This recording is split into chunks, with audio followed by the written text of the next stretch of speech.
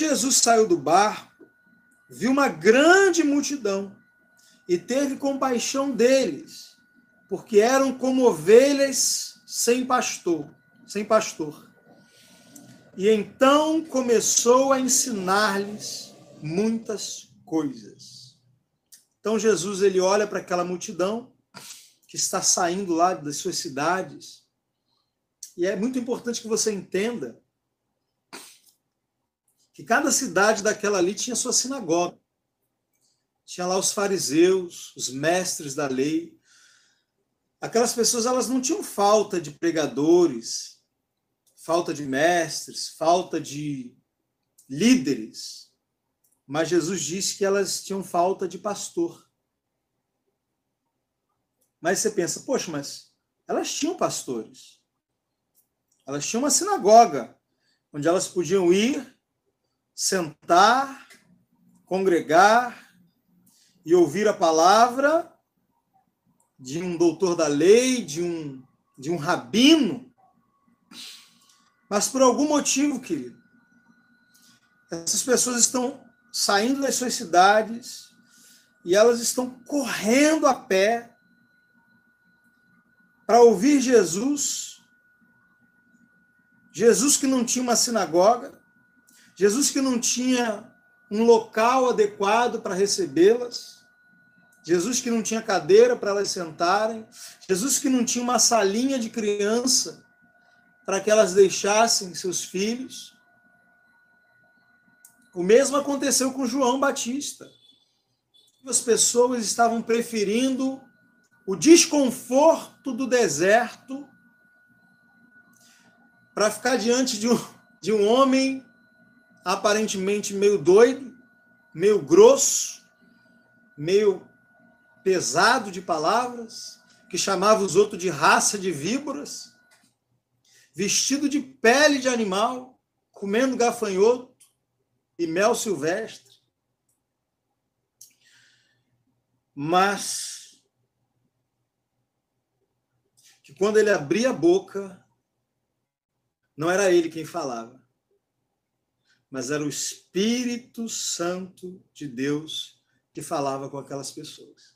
Então, quando eu leio esses textos, eu percebo que tinha algo nessas pessoas que era sede de ouvir a voz de Deus.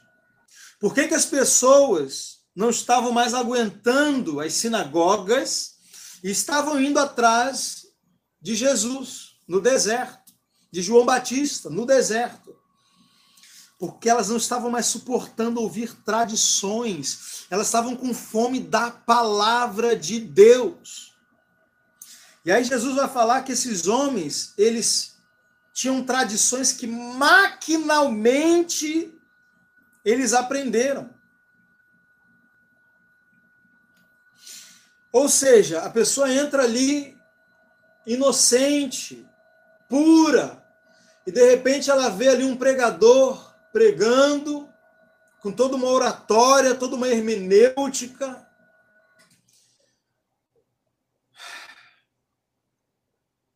Toda uma performance que anima as pessoas. Muitos com a unção do Espírito Santo, não vamos negar isso. Não vou aqui ser nenhum leviano de dizer que não, todos esses pregadores, eles só impostam a voz e mexem com a emoção das pessoas. Não, muitos deles oram, jejuam e têm a unção de Deus na vida deles, e as pessoas sentem o poder de Deus mesmo, pessoas são curadas mesmo. Porém, muitos estão debaixo desse espírito tradicional. Escreve aí nos comentários para eu ver. Diga assim, espírito de tradicionalismo. É isso que tem matado muitos ministérios. Espírito de tradicionalismo.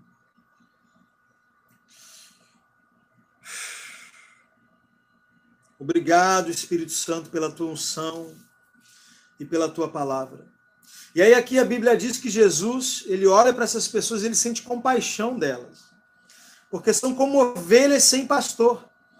Mas veja, elas tinham pastor. Elas tinham seus sacerdotes, seus rabinos, suas sinagogas. Só que aí a gente vai ler agora o que elas experimentavam. O que elas experimentavam dentro dessas sinagogas? O que elas experimentavam debaixo dessas lideranças?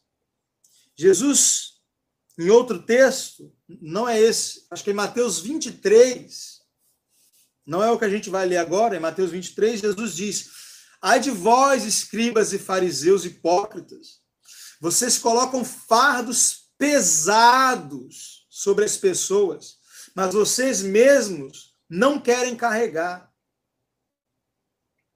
Querido, deixa eu te dizer uma coisa. A Bíblia diz que a porta ela é estreita, que o caminho é estreito, mas a Bíblia também diz que o Espírito Santo ele vem para nos ajudar. E a Bíblia também diz que Jesus disse isso. Ele disse: vinde a mim todos vós que estáis cansado e sobrecarregado, e eu vos aliviarei. Tomai sobre vós o meu jugo, e aprendei de mim, que sou manso e humilde de coração. Se você está vivendo um evangelho pesado, difícil, insuportável, se ser crente para você é algo pesado, trabalhoso demais, querido, me desculpe, mas você veio até os homens. Ou melhor, você foi até os homens, você foi até a religião, mas você ainda não foi até Jesus. Porque Jesus disse: vinde a mim todos vós que estáis cansados e sobrecarregados, e eu vou tirar o jugo de vocês. Agora tem pessoas que elas vêm e elas têm já o jugo do pecado, o jugo dos demônios, o jugo da doença, o jugo emocional da vida, dos traumas. E quando ela pensa que ela vai ser aliviada, vem alguém e coloca mais outro jugo sobre ela. E agora ela, além de não tirar o jugo que estava sobre a pessoa, ainda vem com um grande jugo e coloca sobre ela e fala: olha, agora você tem que fazer isso, isso, isso, isso, isso. E a pessoa fala: não, mas é que eu queria ser liberto, eu queria ser curado, eu queria receber o batismo com o Espírito Santo, eu queria batizar nas águas, eu queria falar em línguas, eu queria tudo o que eu ouvi que o Evangelho tem para me oferecer. Aí os homens falam: não, tem tudo isso sim, mas primeiro isso, depois isso, e depois isso, e depois isso, aí sim você vai estar pronto. Aí você vai estar pronto para ser curado, para falar em línguas, para tomar ceia. E aí, querido, muitas dessas pessoas vão desviar, vão voltar para o mundo, porque sem a ajuda do Espírito Santo, você não consegue nada. Ainda com um jugo sobre os seus ombros, quem é que consegue caminhar? Então, ou você, por muito temor a Deus e medo de ir para o inferno, você vai ficar ali sofrendo, ou você vai se transformar num hipócrita, vai vestir uma capa e vai fingir que você está muito bem, embora você e Deus saibam muito bem como está o seu coração e como está a sua mente. Então, mostrei para vocês um texto onde as pessoas que tinham sim suas sinagogas, tinham sim seus rabinos, seus líderes, mas estavam indo correndo a pé para o deserto para ouvir Jesus. Um homem que não tinha um templo, não tinha um título, mas tinha a unção do Espírito. Ele disse: o Espírito do Senhor é sobre mim, pelo que me ungiu. E tinha uma palavra. Amém? Agora eu vou ler para vocês aqui o motivo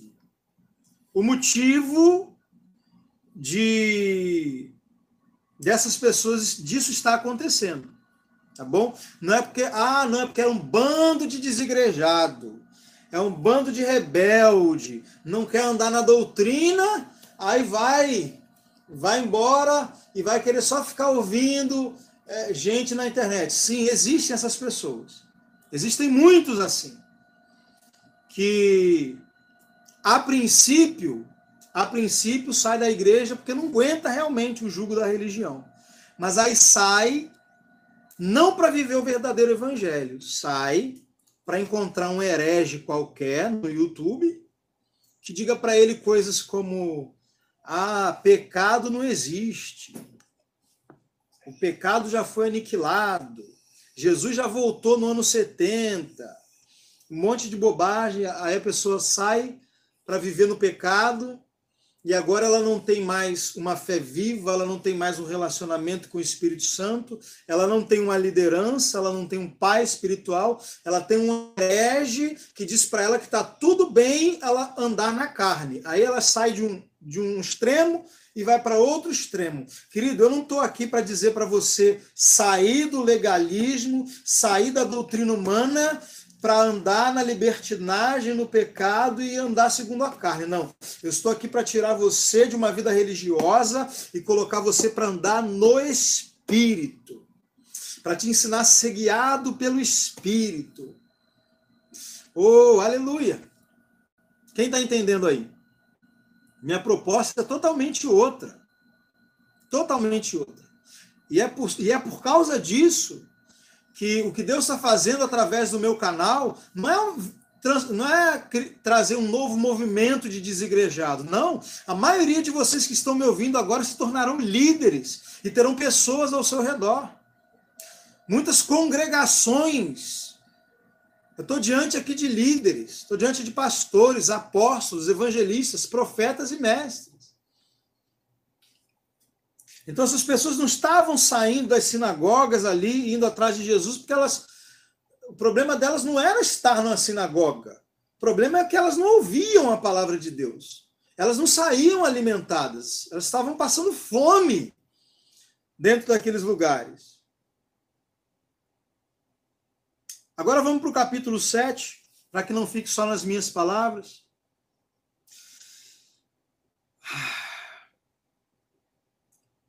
Do verso 1 em diante diz assim: os fariseus e alguns dos mestres da lei, vindos de Jerusalém, reuniram-se a Jesus e viram que alguns dos seus discípulos comiam com as mãos impuras, isto é, sem lavar.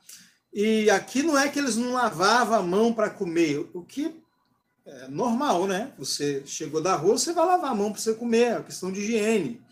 O problema aqui não era higiene. O problema aqui é que os anciãos, aqueles religiosos que vieram antes desses religiosos, criaram muitas doutrinas como essas. Olha o que diz no verso 3 aqui, ó. Os fariseus e todos os judeus não comem sem lavar as mãos, cerimonialmente. Apegam-se assim à tradição dos líderes religiosos. Quando chegam da rua, não comem sem antes lavarem. E observam muitas outras tradições, tais como lavar copos, jarros e vasilhas de metal. Olha, lavar louça aqui em casa a gente lava também. Não é isso que o texto está falando. Aqui era um ritual de purificação que era feito, que tinha que ser feito antes das refeições. Não era só lavar a mão de forma por causa da higiene. Era cerimonialmente, era fazer um ritual ali de purificação. E da onde que saiu isso? Você pega o Antigo Testamento, você não acha isso escrito em lugar nenhum. Ou seja, aqueles homens estavam inventando doutrinas. Agora, olha só que doideira. O Antigo Testamento já tinha lei para dedéu. Eu não conseguiria nem te falar aqui de memória quantas leis tinham na lei de Moisés. Mas aqueles homens não estavam satisfeitos. Sabe, tem um espírito legalista que fala assim, não, mas a Bíblia diz que não pode isso aqui. Não, mas não estou satisfeito. Vamos esticar mais um pouquinho e vamos dizer que não pode mais isso, e mais isso, e mais isso.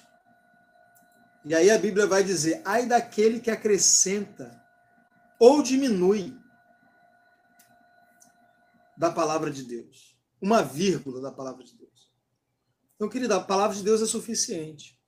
Paulo disse em 1 Coríntios capítulo 4, apliquei essas coisas acerca de mim e de Apolo, para que em nós vocês aprendam a não ir além do que está escrito. Deixa eu te dizer uma coisa, querido. Você servo de Deus, você que tem temor de Deus na sua vida, você não é obrigado a engolir nada de ninguém, nem de mim, nem de pastor nenhum, nem de apóstolo, nem de profeta, nem de mestre, nem de bispo, nem de querubim, nem de serafim, nem de um anjo do céu. Nada que não esteja escrito nessa palavra. Nada. Você não é obrigado. Ah, mas é o meu pastor. Você tem um pastor que está acima do seu pastor, que é Jesus Cristo. Então, querido, o dia que eu falar alguma coisa aqui nessa live, você que diz, o pastor Danilo agora é meu pai na fé. O dia que eu falar qualquer coisa aqui e não provar para você com textos bíblicos, descarta, pode jogar no lixo. Joga com força no lixo. Paulo disse, não vão além daquilo que está escrito. Está escrito? Amém. E outra, está escrito aonde? Está escrito aqui no Antigo Testamento. Não, querido. Me mostra Paulo falando isso para a igreja. Me mostra um dos apóstolos falando isso para a igreja. Então, tem muitas pessoas que vão lá no Antigo Testamento, pegam uma lei de Moisés e quer pregar para a igreja. Então, Paulo disse que se é para guardar a lei, tem que guardar inteira, não é guardar um mandamento só. Então, deixa eu dizer isso de novo, vou repetir isso de novo. Você não... Irmão, em nome de Jesus, pega essa palavra, pega essa unção e seja liberto hoje de todo o domínio da religião. Você não é obrigado a aceitar nada que não esteja na Bíblia. Nada. Essa aqui é a palavra de Deus, meu. O apóstolo Paulo estava pregando a palavra, o grande apóstolo Paulo. A Bíblia diz que os de Bereia conferiam na Bíblia para ver se era realmente como Paulo está falando.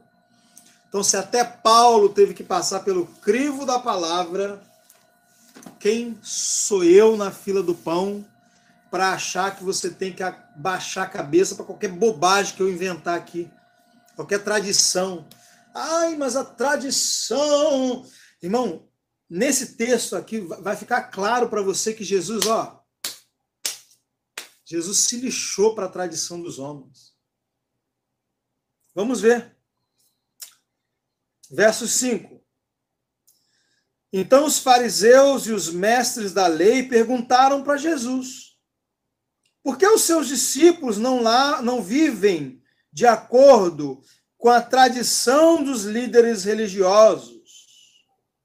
Olha, eles não estavam preocupados por que os discípulos não estavam guardando a lei.